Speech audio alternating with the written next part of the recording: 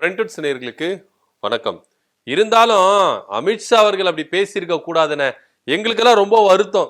நீங்க என்ன பண்ணிட்டு இருக்கீங்க? அமைதியா இருக்கீங்களே, எதுவுமே பேச மாட்டீங்களே, அப்படி என்னதான் ஆச்சு உங்களுக்கு? எதனா அண்டர் டீலிங் எதனா போட்டீங்களா அப்படின்ற ரேஞ்சில தான் அதிமுக சீனியர்கள் இப்போ வந்து என்ன பண்றாங்க, எடப்பாடி பழனிசாமி பிச்சு எடுக்கிறாங்க.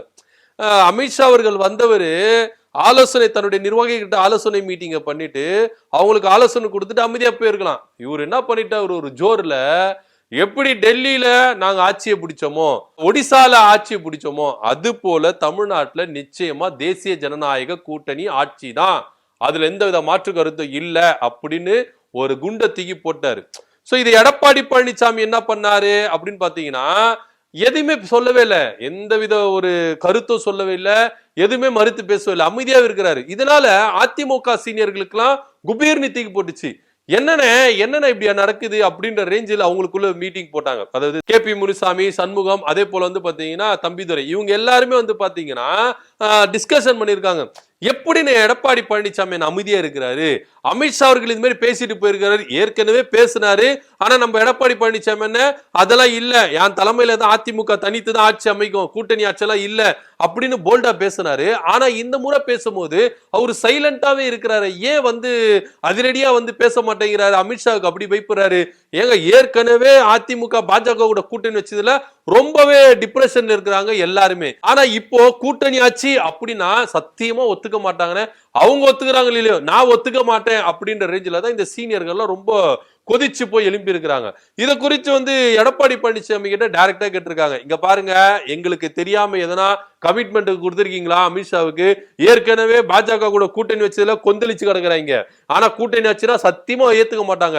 அப்படி எங்களுக்கு தெரியாம எங்களுக்குள்ள டிஸ்கஷன் பண்ணாம எதனா கமிட்மெண்ட் கொடுத்திருந்தாலும் சொல்லிட்டு தொலைங்க, அது நம்ம பாத்துக்கலாம் அப்படின்ற ரேஞ்சில தான் அவங்க வந்து எடப்பாடி பழனிசாமிகளை கேட்டிருக்காங்க. இதுக்கு எடப்பாடி பழனிசாமி என்ன சொல்லி இருக்கிறாருன்னா, ஐயோ சத்தியமா நான் அது மேல கமிட்மெண்ட் கொடுக்கவே இல்லைங்க, அவர் ஏதோ பேசிட்டு போனாரு, ஏன் பேசினாருன்னு எனக்கே தெரியல, ஒரே குழப்பமா இருக்கு.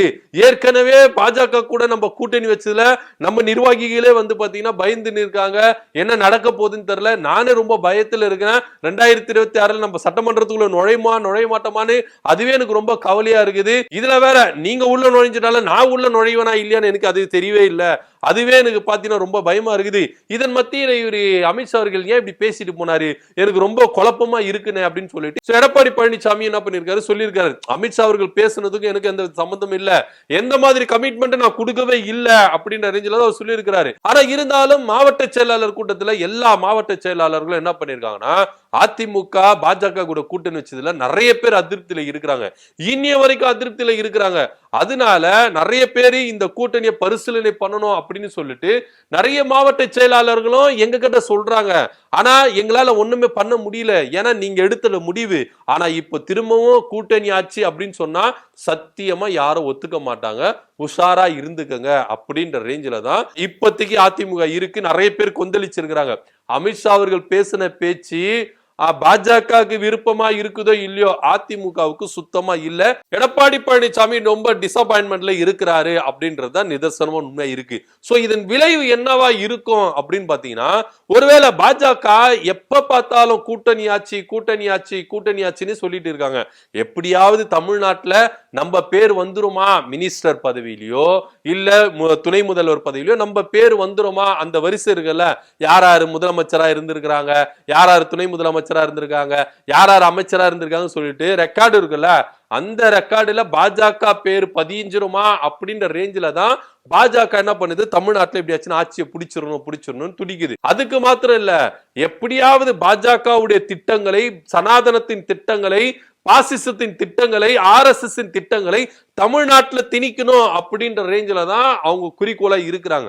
சோ அதுக்கு ஒரு வழிதான் அதிமுக வழியா போயிட்டு நம்ம எல்லாத்தையும் திணிச்சிடலாம் அப்படின்ற ரேஞ்சில தான் பாஜக என்ன பண்றாங்கன்னா, கூட்டணி ஆட்சின்னு ஓயாம சொல்லிட்டு இருக்காங்க. ஆனா இந்த சைடு அதிமுக கூட்டணி ஆட்சிக்கு அலோ பண்றது இல்ல, விடவும் விடாது.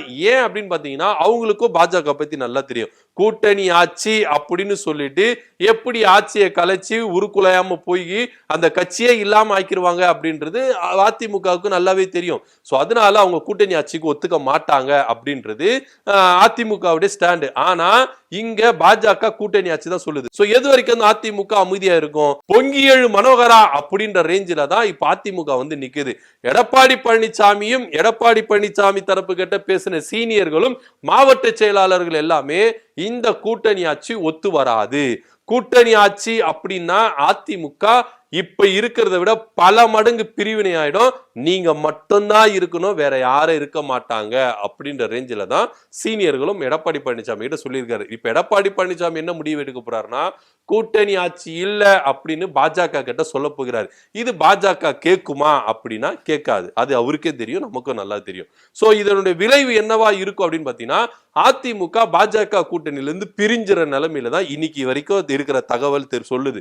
ஏன்னா அதிமுக பாஜக கூட்டணி உடையக்கூடாதுன்னு சொல்லிட்டு மேல இருக்கிறவருடைய கனவா இருக்குது. அமித்ஷாவுடைய கனவு அதுதான் இருக்குது. அதனால தான் அண்ணாமலை எல்லாம் கொஞ்சம் அடக்கி வாசிக்க சொன்னாங்க. ஆனா அண்ணாமலை அடக்கி வாசிக்க சொன்னதின் விளைவா அண்ணாமலைக்கு எவ்வளவு மாசு இருக்குதுன்னு சொல்லிட்டு அமித்ஷாவே கண் கூட பாத்துட்டாரு. சோ அண்ணாமலை டச் பண்ணாம இருக்கணும் அப்படின்ற ரேஞ்சில தான் இப்ப பாஜக இருக்குது. அமித்ஷா மட்டும் இல்ல, இப்ப இருக்கிற மாநில மாவட்ட பொறுப்பாளர்கள் எல்லாமே அண்ணாமலையை தொடக்கூடாது அப்படின்ற ரேஞ்சில தான் ஸ்ட்ரிக்டா வந்து என்ன பண்ணிருக்காங்க, ஆர்டர் போட்டிருக்காங்க. சோ இதன் விளைவா இப்ப என்ன அப்படின்னு பாத்தீங்கன்னா, அமித்ஷாவாலே இப்ப கூட்டணி உடைய போகுது அப்படின்ற ஒரு ரேஞ்சில தான் பார்க்க வேண்டியதா விஷயமா இருக்கு.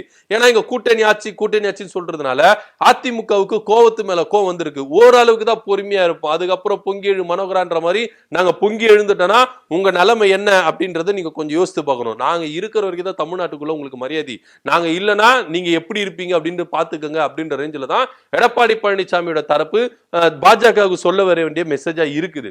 சோ இப்படி இருக்கும்போது இங்க கூட்டணி ஆட்சி அமையறதுக்கான எல்லா சூழ்நிலைகளும் பாஜக ஏற்படுத்துறதுக்கு அவங்க என்ன பண்றாங்க, காய்களை நகர்த்திட்டு வராங்க. இங்க எப்படியாவது கூட்டணி ஆட்சி அமைய கூடாது அப்படின்றதுக்காக இவங்க காய்களை நகர்த்திட்டு வராங்க. சோ ரெண்டு பேரும் எதிர்மறையான விஷயங்களுக்கு வந்து என்ன பண்றாங்க, காய்களை நகர்த்தி வருதுனால இதனுடைய விளைவு கூட்டணி உடையும்.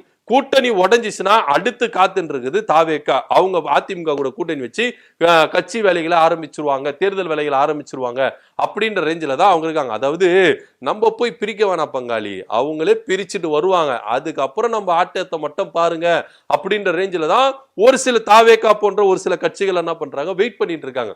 இப்போ அதிமுக பாஜக கூட்டணி ஸ்ட்ராங்கா இருக்குதுன்னு ரெண்டு பேரும் என்ன பண்றாங்க, கூக்கரல் போடுறாங்க. ஆனா வெளியில இருக்கிறவங்க இல்லைன்னா இந்த கட்சி இந்த கூட்டணி எப்பனாலும் உடையறதுக்கான வாய்ப்புகள் இருக்கு. இது வந்து நம்மளா போயிட்டு உடைய தேவையில்ல, அவங்களாவே உடைச்சிட்டு வெளியே வருவாங்க, பொறுத்திருந்து பாருங்க அப்படின்ற ரேஞ்சில தான் தமிழக அரசியல் வட்டாரங்கள் எல்லாமே என்ன பண்ணுது, அதிமுக பாஜக கூட்டணி உற்று நோக்குது. ஆனா உண்மையிலே ஒரே ஒரு விஷயம் என்ன அப்படின்னு பாத்தீங்கன்னா, இங்க கூட்டணி ஆட்சி அமையிறது பாஜக விரும்புது, அதிமுக விரும்பல. அதிமுக விரும்புறதை விட சில மாவட்ட செயலாளர்களும் சீனியர்களும் விரும்பல. ஏன்னா பாஜக உள்ள நுழைச்சுன்னா நம்ம எப்படியெல்லாம் ஆட்டி படைக்கும் அப்படின்றது அவங்களுக்கு நல்லாவே தெரியும்.